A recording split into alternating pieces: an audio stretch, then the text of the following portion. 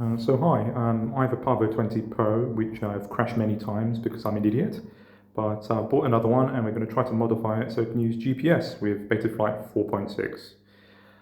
I'm going to use an M10 module. To do this I'm going to sacrifice the LED strip for the power and then transmission and all that. We're also going to print a 3D printer mount for both the antenna and the GPS module at a later date. Now, I'm really new to this video nonsense, and because of my inexperience, I was stupid enough to allow my camera to overwrite the video I recorded. I really want to add a video regardless because of all the work I put in, so I've added what I can. Now let's have a butcher's, I suppose. Here you can see me start to extend the wires for the GPS module. I've already soldered one wire for the receiving transmission. The rest is already done for me, and I'll be extending that. The LED strip is on UART6, so the wire I soldered was for the pad RX6.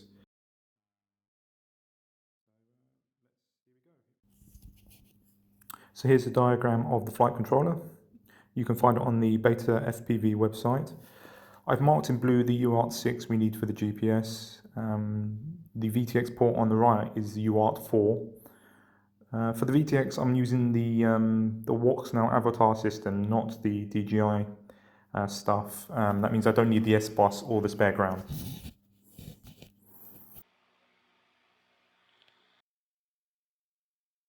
I totally forgot I had the video for the microscope.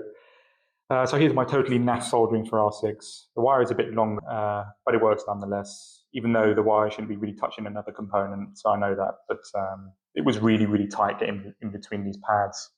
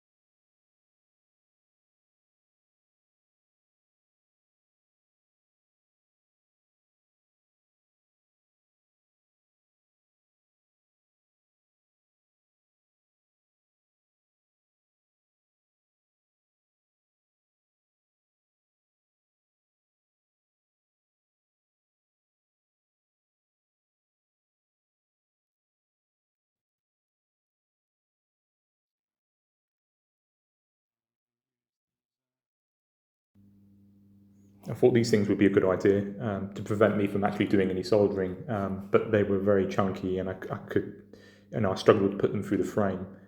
Nothing beats actually soldering two wires together. They're much stronger, they're much smaller, and they fit much better through the frame.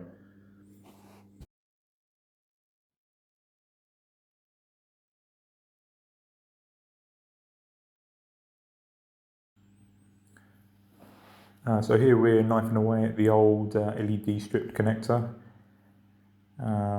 As usual, I'm making a complete mess of it.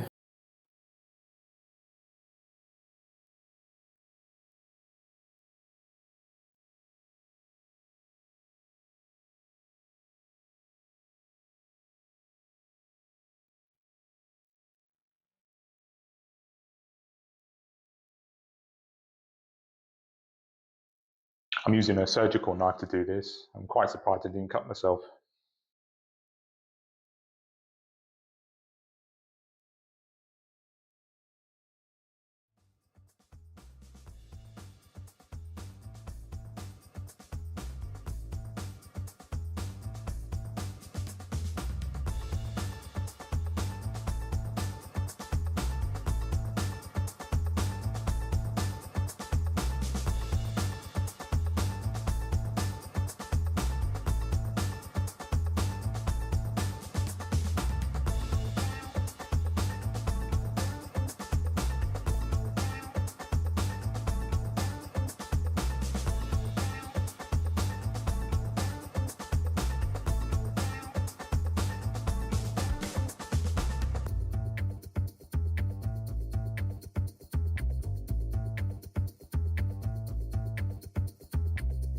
Stripping back with the Plato 170 wire cutters.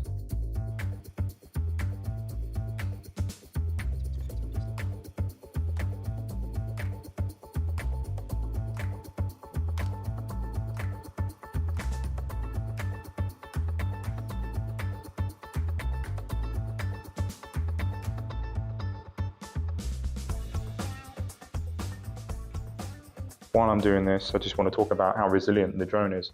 It took more than a dozen crashes before I cracked the frame and squashed the rubber shock absorbers. If you do damage the shock absorber inserts, then it's a good idea to unscrew it completely from the frame and see if the rubbers are still intact. If it is, then you can screw it back on, but you must make sure all the other screws are secured and balanced with the frame. Also, if you damage the base screw plates, then you must replace the frame completely. A frame only costs 11 quid, which is pretty cheap.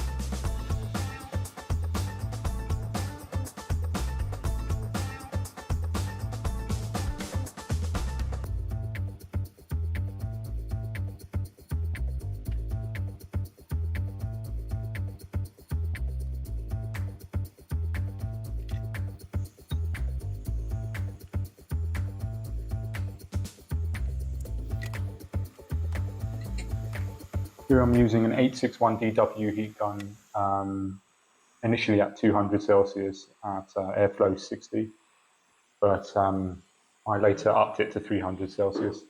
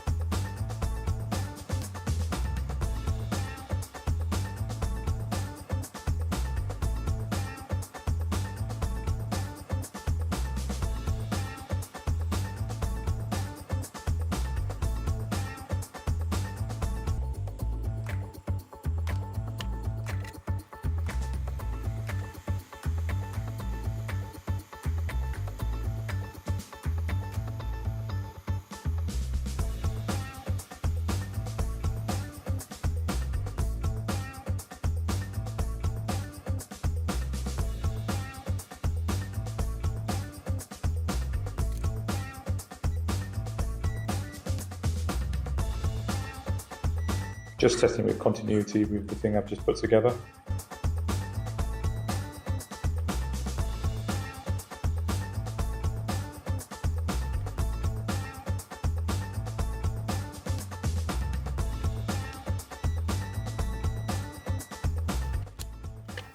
Continuity all good.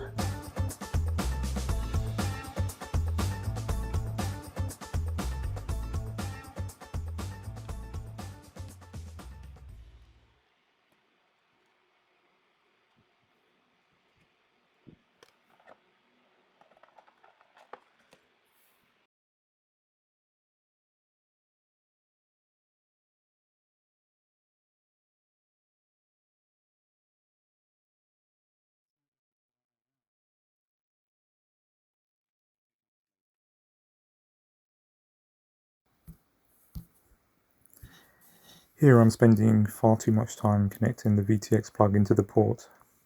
This seems like an easy job, but it can be very tricky and you want to make sure you don't plug the connector the wrong way. Do that and you can bend the pins. So what I've done is I've removed the closest propeller.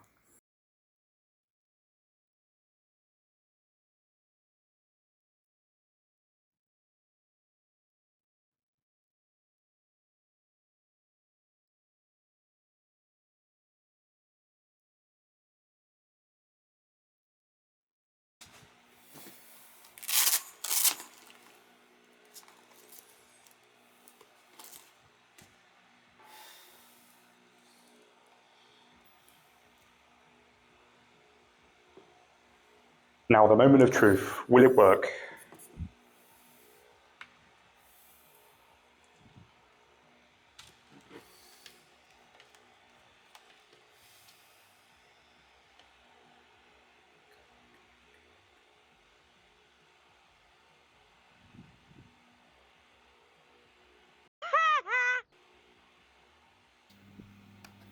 At this point I realised I didn't connect the ground to the VTX properly, and I've got all that liquid tape gunk all over it.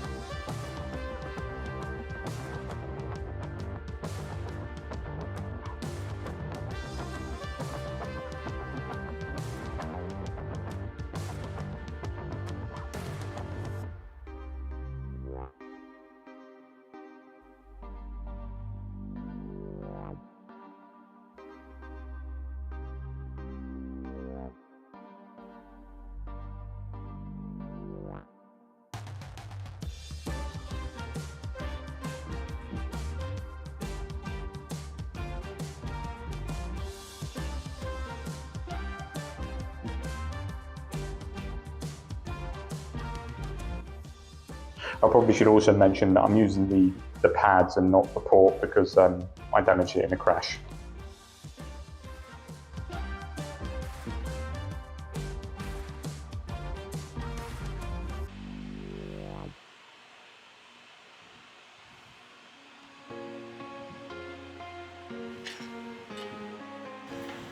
Because of my amazing camera skills, I didn't pick up the me soldering it correctly to the pad, but it was done properly and I cleaned it up as well.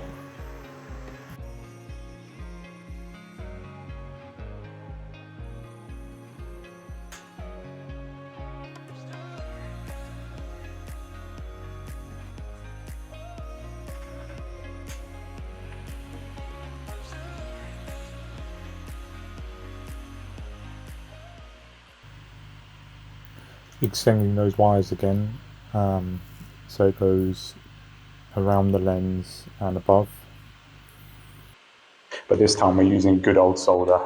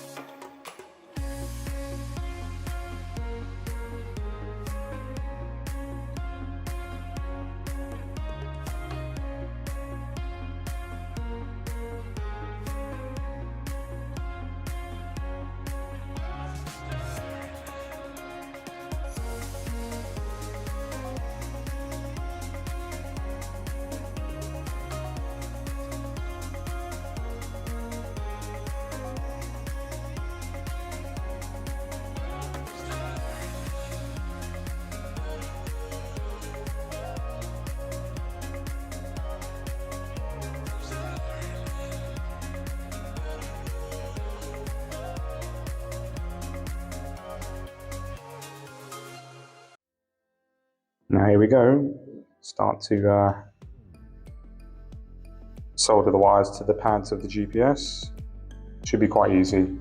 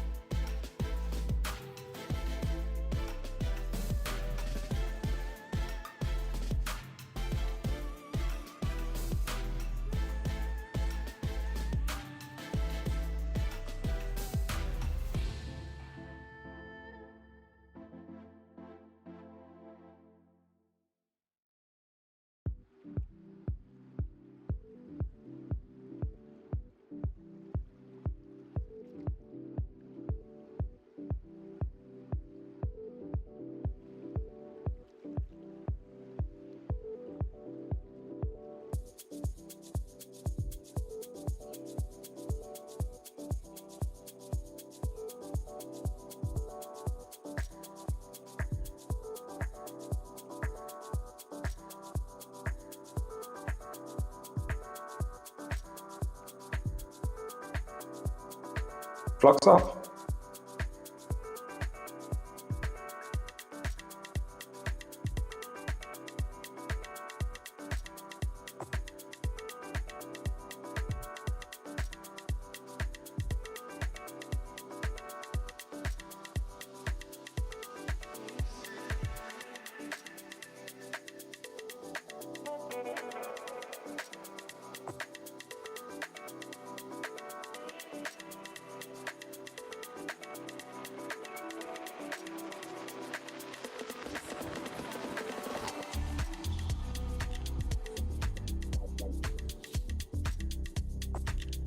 And here we go with the solder.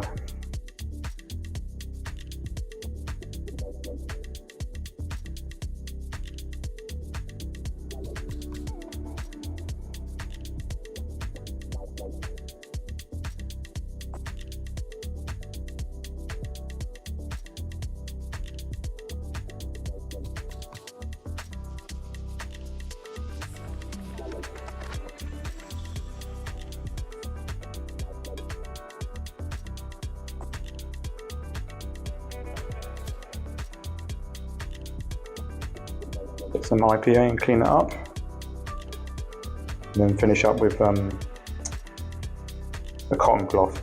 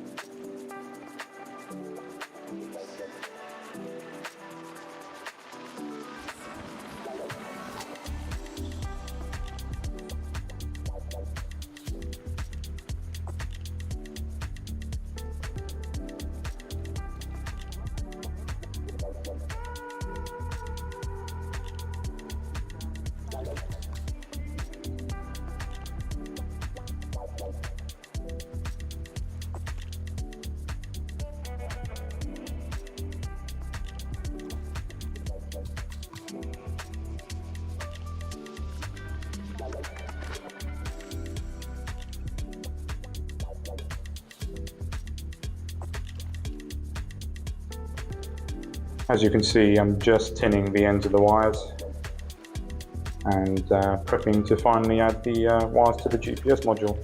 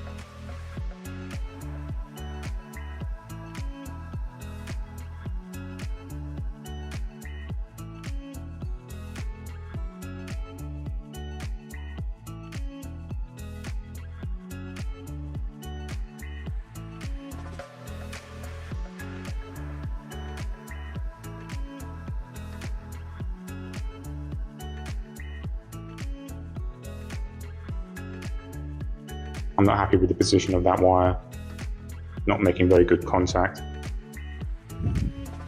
Just redo that.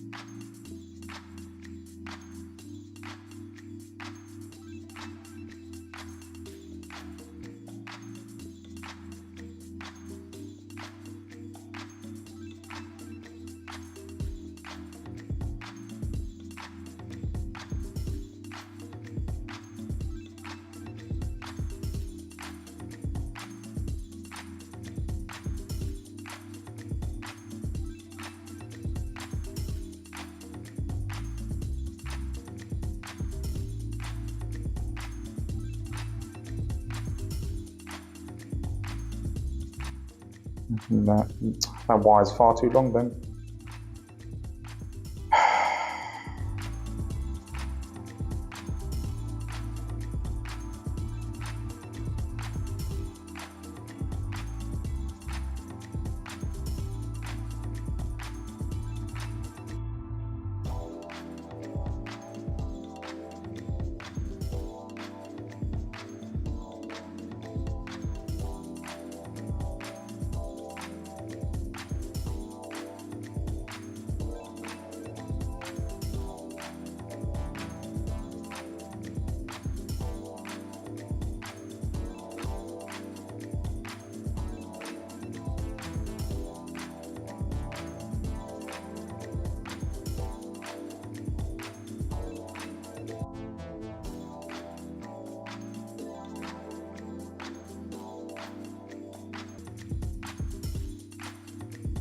And again with the cleanup.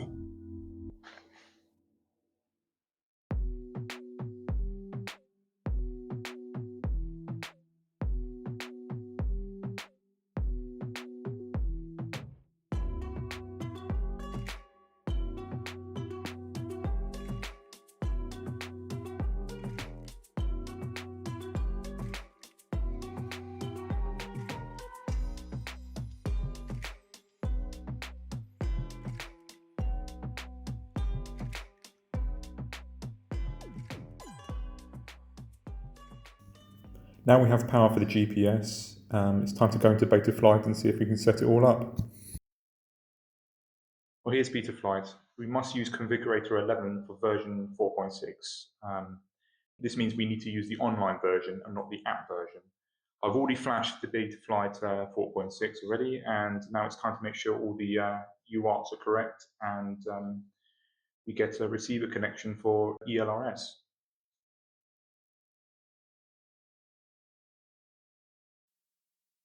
Okay, let's connect up the drone and see what happens.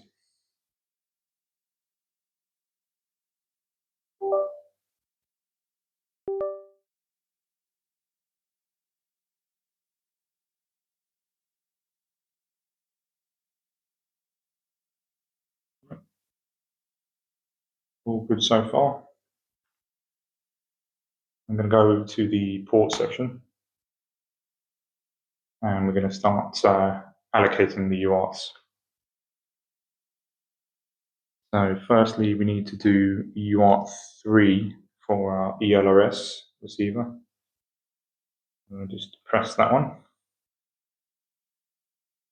And then UART 4 would be the VTX.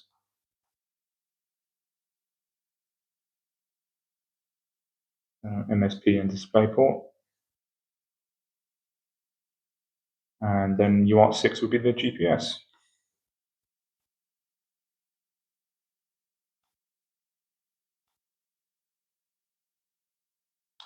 And that's a border rate of 11,000 to 115,200. Save and reboot. See if that works.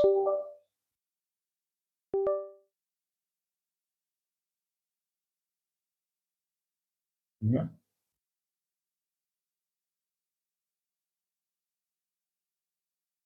That's all good. Seems to be working, the GPS.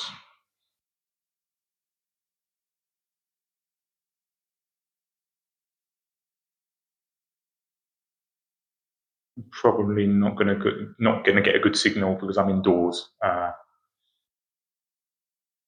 I can see I'm getting it's all gone now. But some moved close to the window. Yeah, they come back again. That's it. Yeah, that seems to be working. Let's have a go with the receiver. I'm just going to get my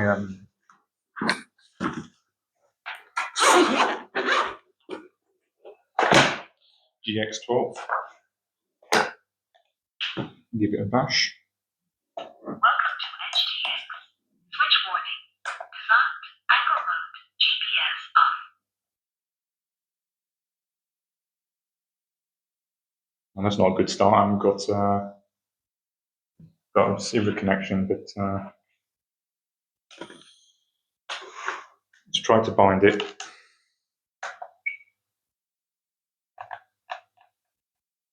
So I've gone into system and I'm going to bind. Is it going to bind? No, it's not going to bind. I'm going to try to reconnect.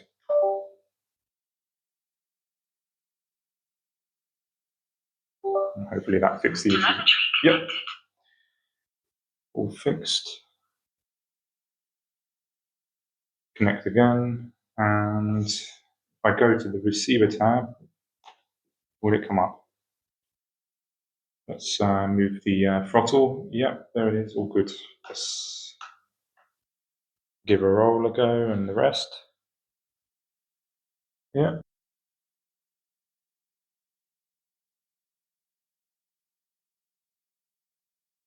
Now Off camera, I'm going to set the modes and the OSD, but after that, we'll give it a fly.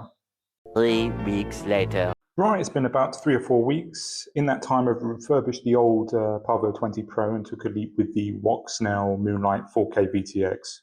It's very good for the daytime flights, very sharp image, but it really suffers during the nighttime and during the sunset periods. When it comes to low-level light flying and all that, it's better to go with the Avatar HD V2 Pro lens. Now, watch out with the retailers because the Avatar HD V2 Pro is not the same as the Avatar HD V2 camera. Pay the extra money and go with the Pro lens. It's far better, trust me. Right, so I've lifted off and I'm traveling in a straight line, going back and forth to establish a forward direction for the flight controller. I got this from Joshua Bardwell's 4.6 YouTube video. Very good, you should check it out. He said you need to do this for position hold to work. This is definitely the case, but the problem is you only got 3 minutes of flight time with the Pavo20 Pro. I'm going to try to increase the flight time by connecting 2 batteries in parallel at a later date. I'm hoping to double the flight time, but the problem is I'll be doubling the battery mass. As you can see from the video footage, I'm in acro mode. This is one of my early videos. I've done a few. I did realize later on that it's better to be in angle mode, not in acro mode. This is because altitude hold and position hold rely on angle mode. So it's better to just stay on angle mode. Well, here's our first try with altitude hold, working quite well. I'm using the right stick in order to move around.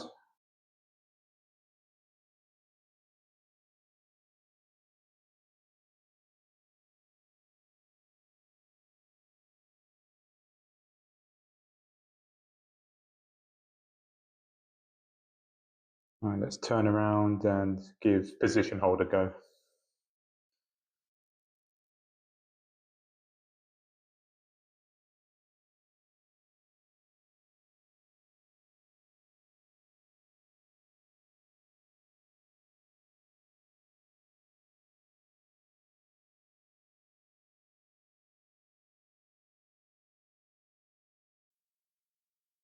And as you can see, it's all over the place. This is my fault a little bit because I didn't set the throttle hover correctly. You can find more about this in Joshua Bardwell's video. I highly recommend it.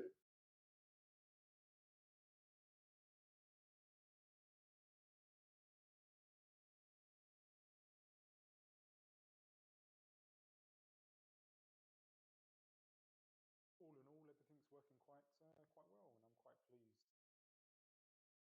All right, just quickly show you the final product I've ended up with. This is the 3D printed GPS mount I created.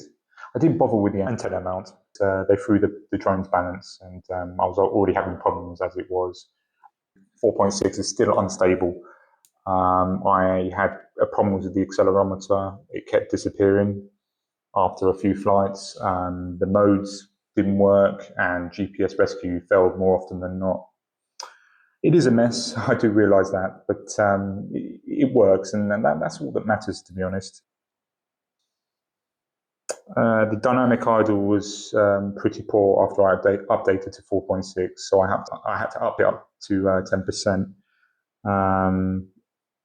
I may go back to 4.5. It's because I don't see much point in altitude holds when you can just set your drone to angle mode and increase the expo for stability, which is pretty much the same as altitude hold, if you ask me. Position hold is useless on this small drone so far. Yeah, so when I'm approaching up to almost 50 minutes of this whole video, so I don't want to go over that. I'll leave you with some drone footage I took yesterday at Wembley Park. See you in the next one.